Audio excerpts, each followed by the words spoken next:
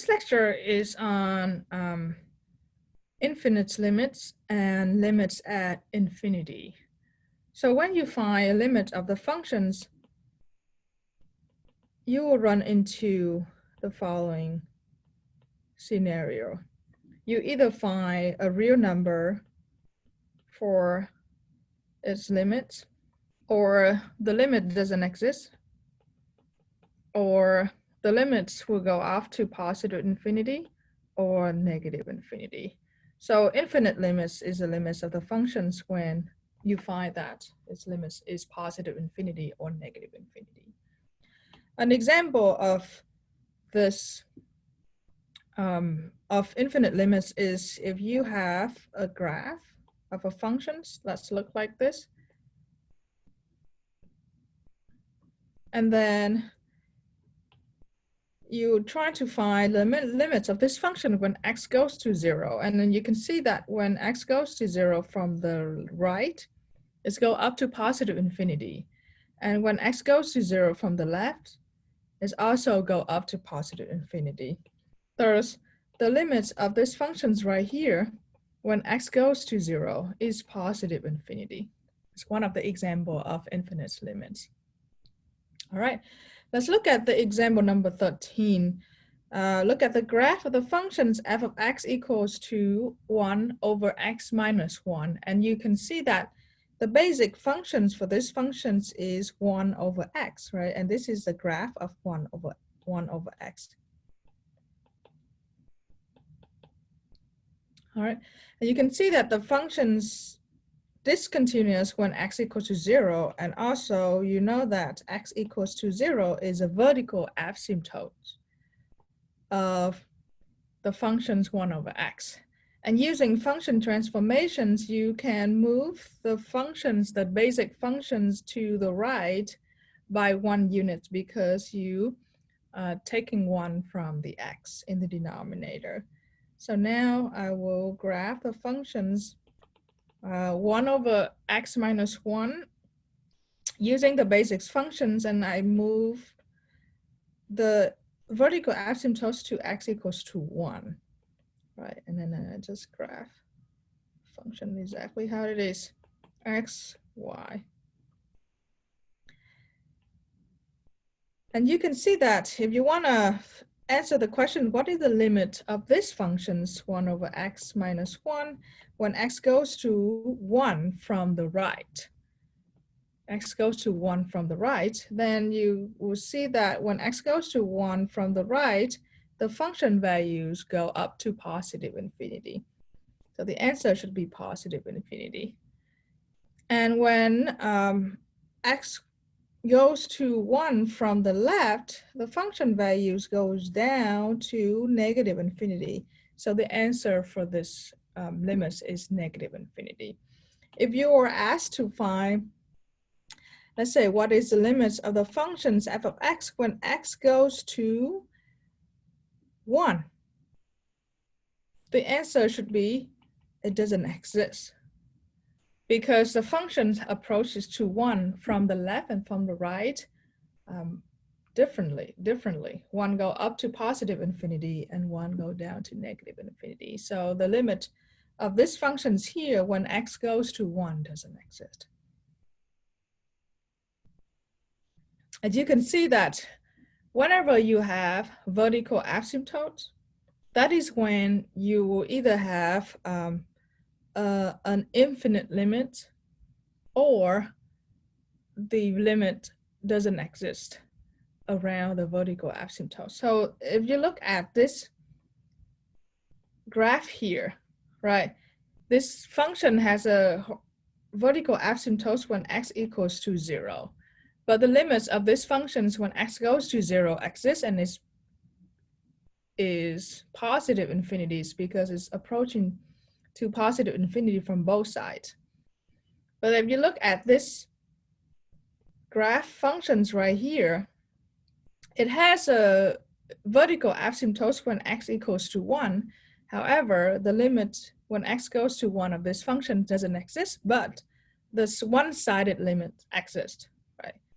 the limits when x goes to 1 from the right is positive infinity, and the limits when x goes to 1 from the left is negative infinity.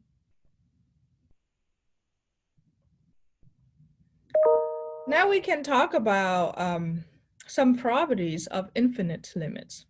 So if C and L be real numbers, and f and g be functions such that the limit of f of x when x goes to c is infinity, right? And then the limits of g of x when x goes to c equals to L. So infinity here can be positive infinity or negative infinity. Then the following properties, then you will have the following properties of those limits. So if you add or subtract the function g of x and f of x, the limits of the sum or the difference when x goes to c is infinity. Because infinity is a very huge number. If you add or you subtract a real values, even though that L is very big, it still cannot compare to infinity. So when you add or subtract, you get infinity. This is like infinity plus L equals to infinity minus L equals to infinity. The second properties is the products of the two functions. If you multiply the two functions together, you also get infinity when L is greater than 0. So when L is positive, then if you add them, you could just get infinity. And then the quotient rule says if you divide G, you divide G by f of x, you will get 0. So what does it say is in the limit word, if you take a real number and you divide it by an infinity, you will get 0. Again, it only works in the limit word. In real number, this is not true, but if you find the limits of these two functions, the products of these two functions with the following conditions, then this limit here equals to 0. And you can say that similar properties would hold for one-sided limit. And for function for which the limits of f of x at x approach to c is positive infinity or negative infinity.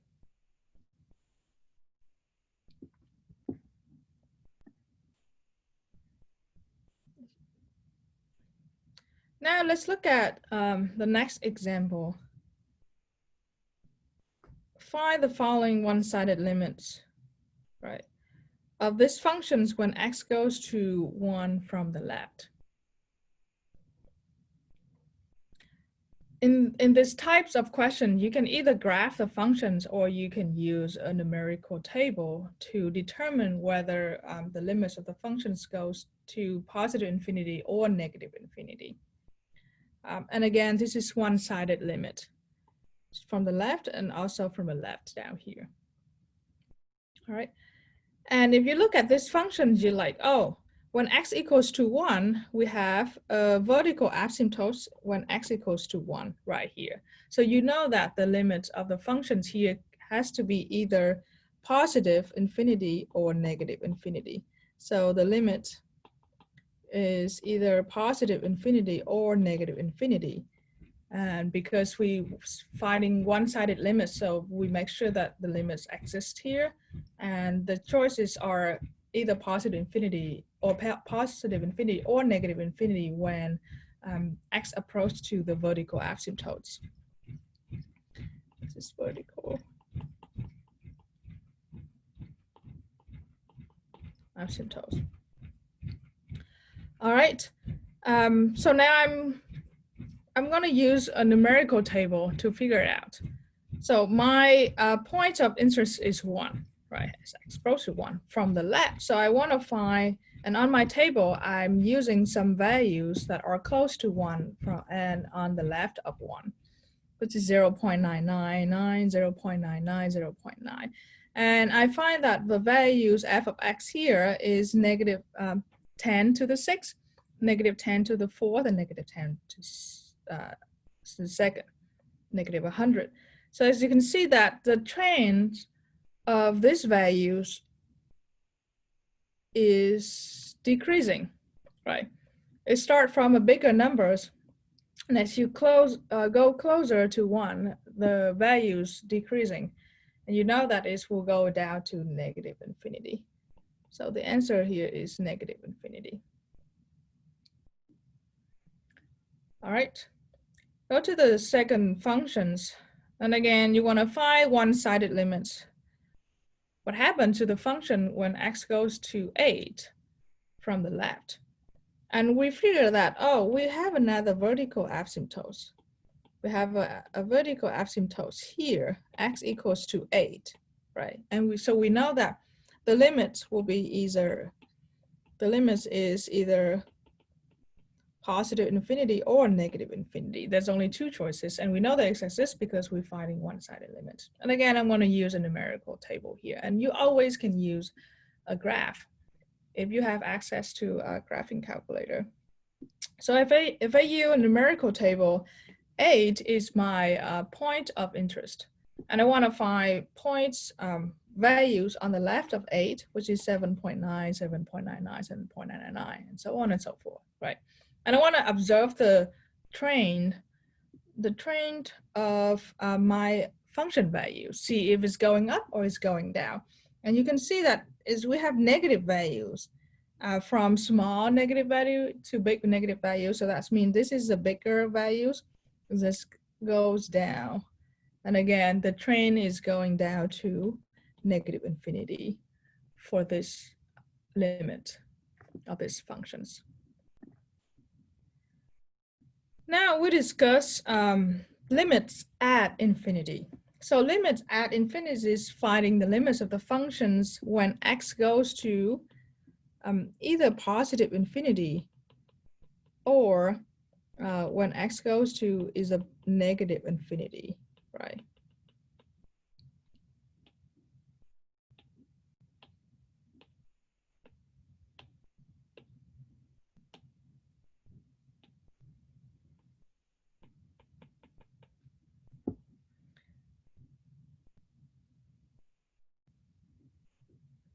And when people, and when you see that if there's only put x equals to infinity, you can assume that they mean x goes to positive infinity. And usually if they mean they want to find the limits of the function when x goes to negative infinity, they always put a negative sign in front of the infinity. So x goes to positive infinity just mean if you, for an example, if I have a graph of the functions like this, right? And you have this, for example, y and x here. So this is the graph of the function, function f of x.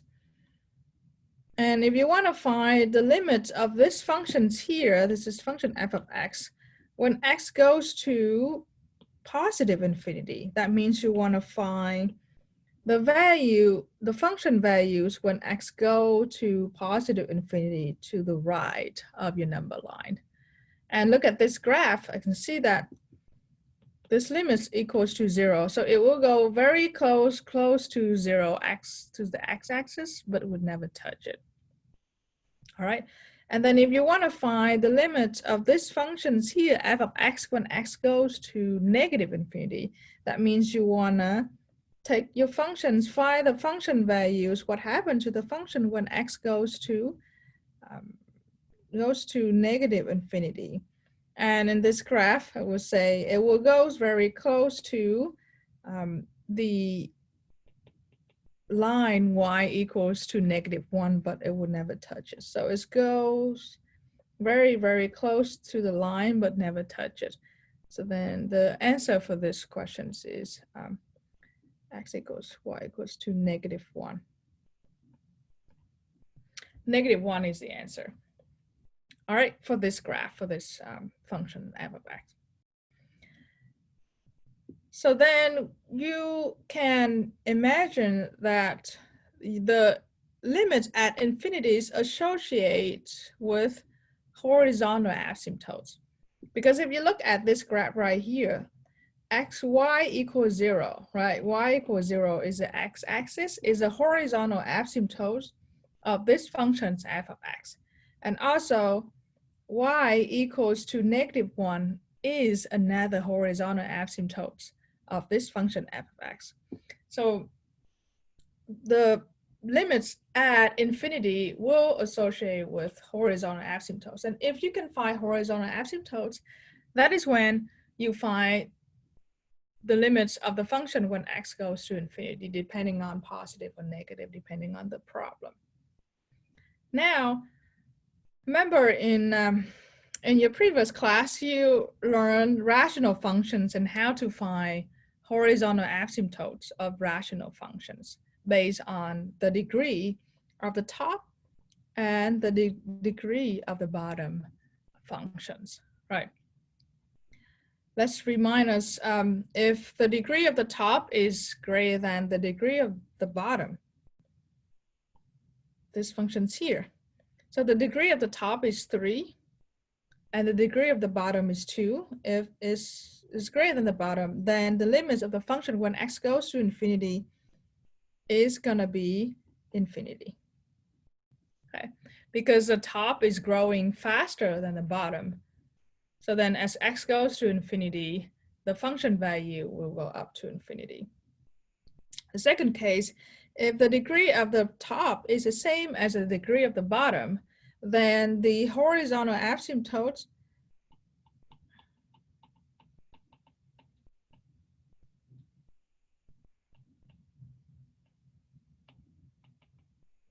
is y equals to the ratio of the leading coefficients of the top and the leading coefficient of the bottom, 2/3. And that means the limits of this function when x goes to positive infinity is 2/3. All right, last case, if the degree of the top is less than the degree of the bottom, then the horizontal asymptote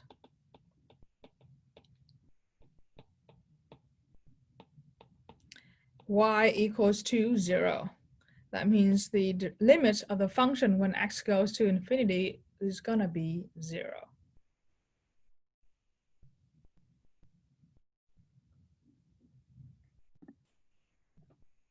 That is how you find limits at infinity of rational functions by observations or by finding horizontal asymptotes of the functions. But how can you show it algebraically? So in order to show it algebraically, the rule of thumb is we want to divide the top and the bottom, divide the functions, the top functions and the bottom functions by the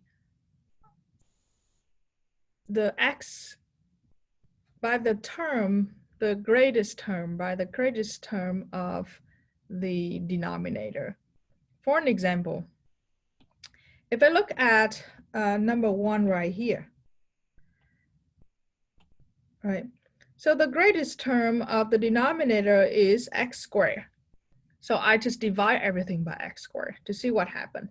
So I take is equal to the same limits when x goes to infinity of 2x over x squared plus 5 over x squared over 3x squared over x squared plus 1 over x squared. As you can, and then I can simplify these terms, right? 2x over x squared is 2 over x plus 5 over x squared over 3 plus 1 over x squared. And then at this point, I can try to plug infinity into all the x's to see what happened. So I get limit when x goes to, no, after I plug the values in, I don't need to carry my limit anymore. So it will be equals to, what is 2 over infinity? What is 5 over infinity squared? What is 3? 1 over infinity squared. So 2 over infinity in the limit word, it is equals to 0. And 5 over infinity squared, it is infinity, and the limit square is also 0, and 3 plus 0. So the answer for this limit problems is 0. So this is the first.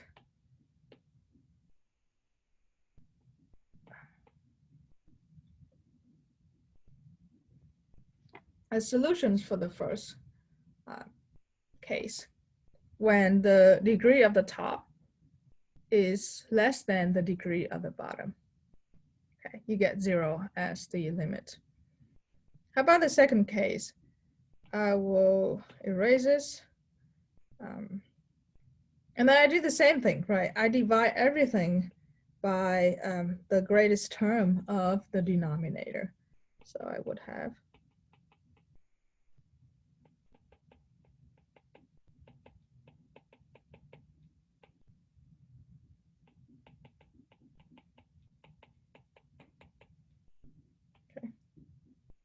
now I can, maybe I want to move this over here. All right, so equals to,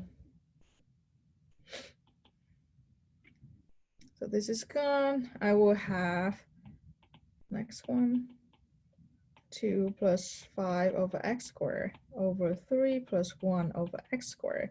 And when I plug infinity into x's, I get 2 over 0. This is go to 0, and 3 over 0 is 2 over 3. Is how I show it algebraically.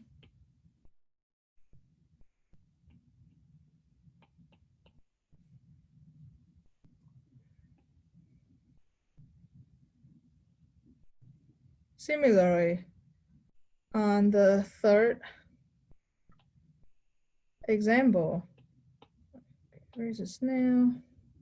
I still just divide everything by the greatest term of the denominator. Now is equals x2 plus 5 equals 3.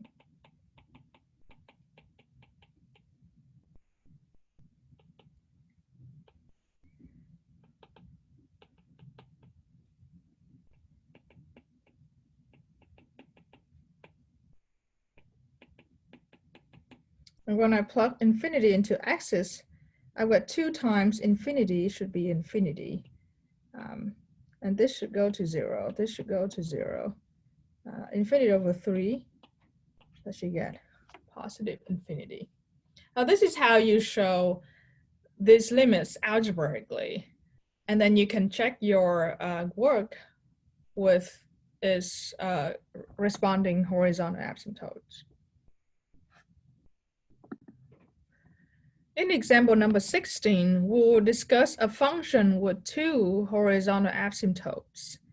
The function is 1 over 1 plus e to the negative x. So first, let's look at the function. What happened to this function f of x when x goes to positive infinity? If you plug positive infinity, so if you write out x to the positive infinity of 1 over 1 plus e to the negative x, right? And we're trying to learn, play around with e to the negative x. What happened when you plug e infinity into x? So you get e to the negative infinity, okay? And e to the negative infinity is the same as 1 over e to the infinity. And e to the infinity is just infinity. And 1 over infinity will be 0. So that's how you learn, right? That's how you play around with what happened to a term or to a function when x goes to infinity. And another way to think about this is the ending. What is the ending behavior of your functions? So each of the x function looks like this. And then when x, that means when x goes to infinity, right? Y's also go up to infinity. That makes sense.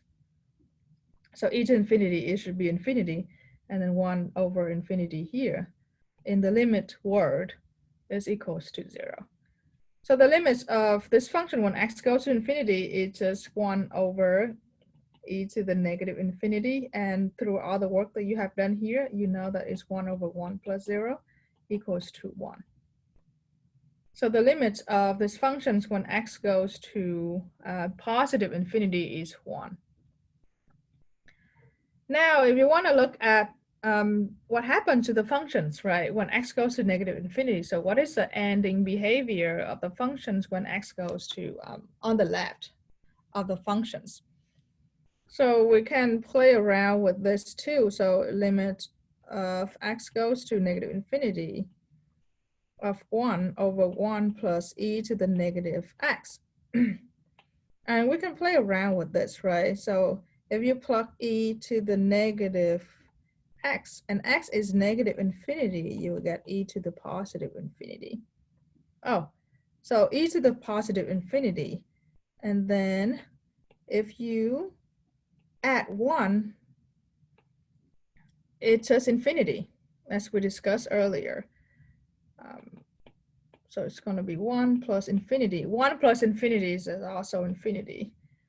1 over infinity. And in the limit word, 1 over infinity is going to be 0. Okay. So again, the functions, when it goes to the left, when you look at the left of the functions, it should be, the functions should approaches to the x-axis to the left. And if you look at the right of the function, the ending behavior of the functions is the functions approaches to y equals to 1 to the right. So this is the graph of the function 1 over 1 plus e to the negative x. And you can see it clearly that when x goes to infinity, right, when x goes to infinity to the right, the function approaches to the line y equals to 1. It's not going to touch it, it's just approaching to that point, right? As you see that 0 point, it's 1 there. Great. And when x goes to negative infinity, the functions will go approach to very, very, very close to 0, approaching to 0. But those are the two horizontal asymptotes, y equals 0 and y equals 1 of the functions. Let's look at example number 17. There's 2 examples on how to find limit at negative infinity, right? So at first, again, I was just trying to plug a negative infinity into x's to see what happens, to see if I can find the limit that way. So if I plug negative infinity, I will have negative infinity and square root of infinity minus infinity, right? And I'm getting nowhere here. What is infinity squared minus infinity? I don't get anything. It's things are weird at infinity, and we don't have proper rules for infinity square minus infinity. What is infinity over infinity? Some people might think infinity over infinity is 1. No, it's not correct, because you can always increase the values at the infinity, keep increasing the value at infinity, because it's unlimited values at the end, right? So this is not working. What can I do? Maybe I'll see that there's x here, right? Let's just erase all of this. There x here, and there's x squared here in the radical. somehow, maybe if I can pull the x out of the radical, I can cancel the x on the top and x in the bottom, and maybe it will change the problems. So let's try that. First, I want to make it equal to x to go to negative infinity. I still keep the x, and I factor the x squared out in the radical. And if I factor the x squared, I have 1 left and 1 over x left here. All right. And then now I can, so once I have x squared in the radical, I can move it out, right? And it's equals to x to negative infinity, x over, if I move the x squared out of the radical, it's going to be equal to absolute value of x. And I still have 1 minus 1 over x inside the radical. Okay. Remember that if you have x squared, square root of x squared equals to absolute value of x, right? Because it's make sure that it's positive number. All right, but again, keep in mind that now we want to find the limits of the function when x goes to negative infinity. That means we have to find the value of the function when x becomes a very, very large negative number.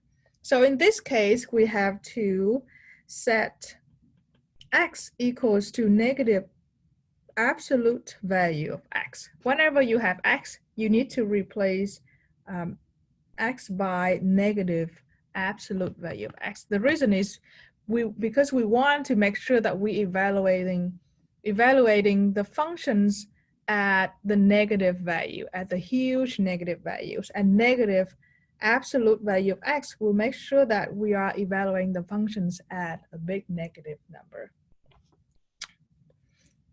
Okay.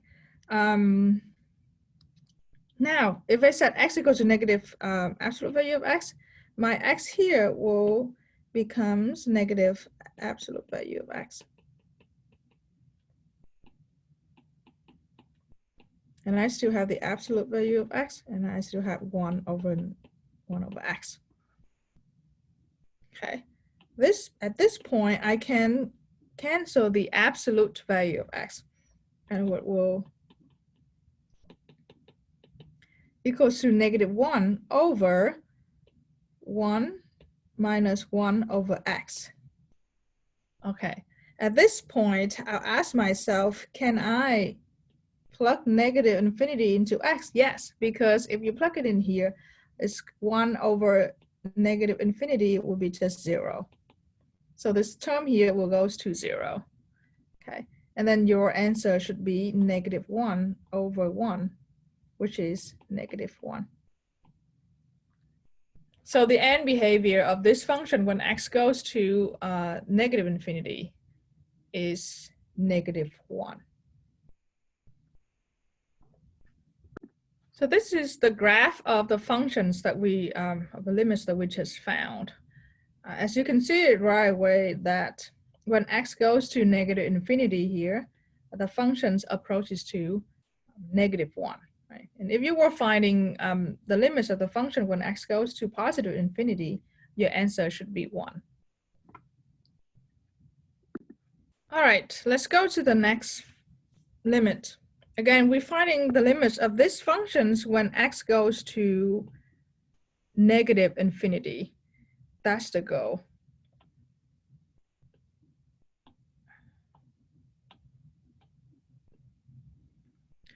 Again, at first, we always want to plug the values. In this case, the value is negative infinity into x to see what happens. So 5, we have 5 infinity, negative infinity plus 25, negative infinity squared minus negative infinity. Infinity, what is infinity minus infinity? Or what is infinity plus infinity? What is negative infinity, right? Negative 5 infinity plus, let's say, infinity in here. It doesn't give you negative 4 infinity, because again, we are in the infinity world. We're not in the real world, so it doesn't work this way. So it doesn't work this way, then we have to find different ways to find the limits when x goes to negative infinity. My guess is you have x squared here, right? So that means you can move the 25x squared out of the radical. That's how you did it earlier. Like this one, or earlier like this. But then in this example, you have a rational form versus in this form, you don't have a rational form. So moving it out is not sufficient enough. And then another observations is,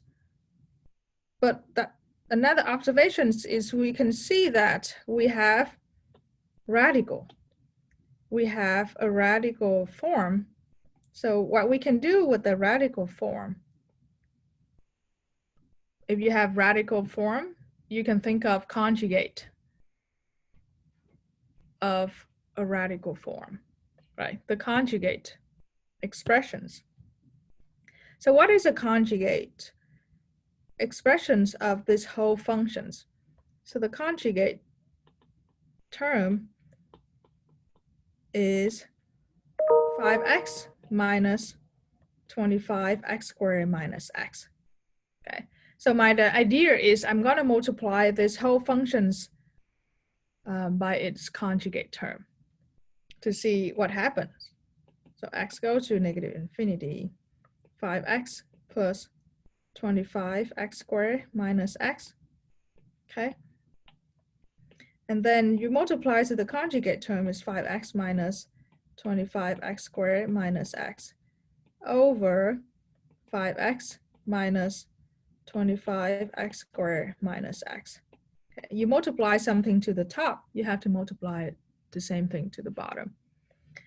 And I can, since we multiply to the conjugate term, then I can simplify this, right? So it's going to be 25x squared minus 25x squared minus x. Remember that you have to keep this term inside parentheses over 5x minus 25x squared minus x. All right, now I can see that, oh, I can cancel this term out, right? I can cancel this 25x squared minus 25x squared minus x will give me a positive x over 5x minus 25x squared minus x. And at this point, I'm wondering what else I can do. I can, well, I can plug negative infinity into here. It still doesn't give me any clear answer, right? If you plug negative infinity, it's still 5 negative infinity, 25 negative infinity square minus plus infinity is still infinity over infinity would not going to give me the answer. So then the next step is, since I see that there's 5x and 25x squared here, I will use the same technique that I used earlier. In the previous example, I move the, first I factor the 25x squared, and I have 1 minus 1 over 25x is what left here, right? Because if you multiply this to this, you get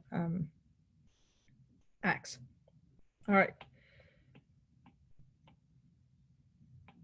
Now, what I can do is, again, I will move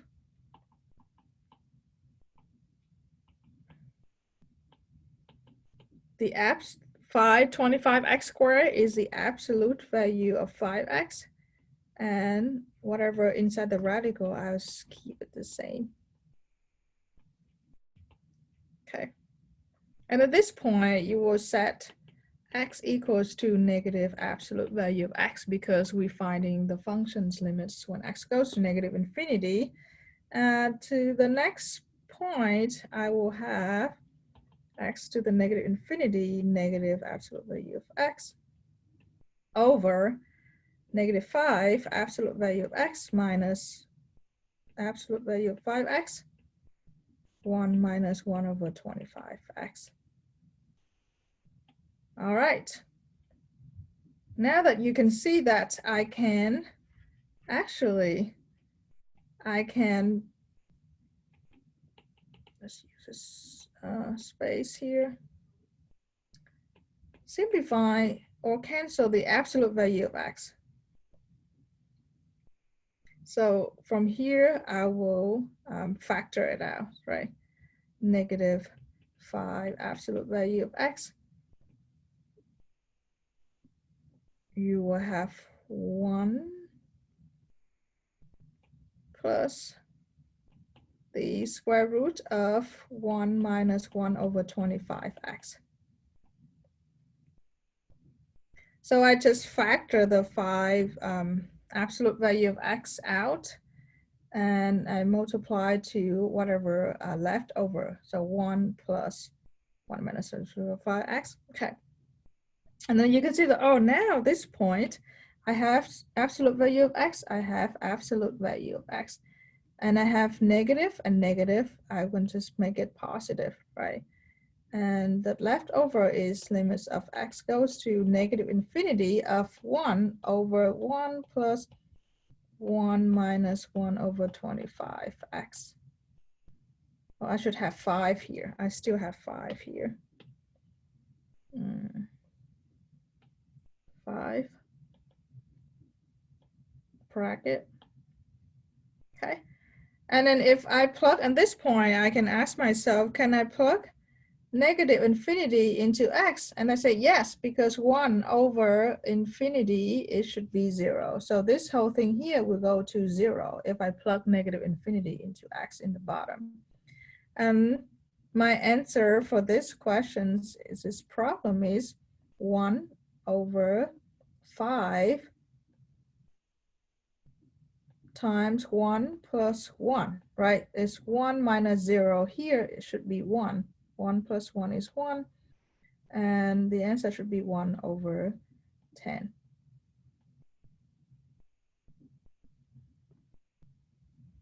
Again, at this point, when you plug negative infinity into x, this term will become 0. This term becomes 0. 1 minus 0 is still 1, which is here. And I have 1 is here, 5 is here, and 1 here is in the top. So the answer for this question is 1 over 10.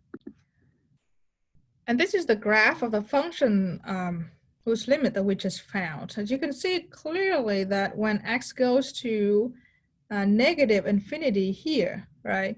X goes to negative infinity,